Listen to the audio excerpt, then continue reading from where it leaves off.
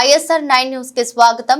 గత ప్రభుత్వ నేతలు పద్ధతి లేని విధానాలను తీసుకువచ్చి రేషన్ బియ్యాన్ని రీసైక్లింగ్ చేశారు. పెద్ద ఎత్తున దోపిడీ చేశారు. ఏపీ సీఎం నారా చంద్రబాబు నాయుడు అన్నారు.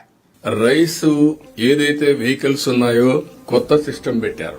ఫేర్ ప్రైస్ షాపులు ఉన్నాయి. మళ్ళా 3 రోజులకు 15 రోజులు ఈ వ్యాన్ తిరుగుతుంది.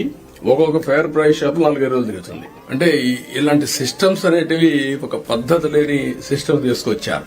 ఒకప్పుడు అప్ టు 20th వరకు ఏ ఫేర్ ప్రైస్ షాప్ పోయినా రైస్ ఎసెన్షియల్ కమోడిటీస్ దొరికేటివి. ఇఫ్ నెసెసరీ డోర్ డెలివరీ కూడా ఇచ్చాం. ఇప్పుడు 1800 crores 2000 crores ఖర్చు పెడుతున్నారు దీనికి. వై 15 రోజులు పని పెట్టి ఇద్దరికి మంత్ అంతా శాలరీస్ పే చేస్తున్నారు.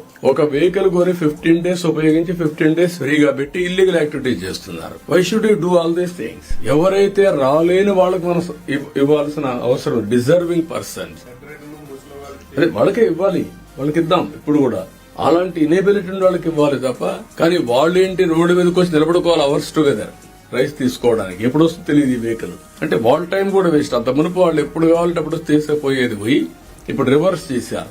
ఇదంతా కూడా అన్నెసరీ ఎక్స్పెండిచర్, రాష్ట్రం మీద డెట్, తర్వాత వీళ్ళ ఇష్ట ప్రకారం చేయడం. అదే వెహికల్స్ లో రీసైక్లింగ్ పెద్ద ఎత్తున జరిగింది. ఇప్పుడే మన వాడు చెప్పినట్టు కాకినాడలో ఒకే ఫ్యామిలీ 3 పొజిషన్లు, civil supplies corporation, rice millers association, MLA, 4th MLA.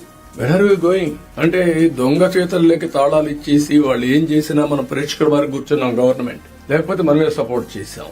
దీంతో క్లియర్ గా రైస్ అంతా కూడా స్మగ్లింగ్, రీసైక్లింగ్ జరిగింది. కాబట్టి ఇవన్నీ చాలా లోపాలు ఉన్నాయి.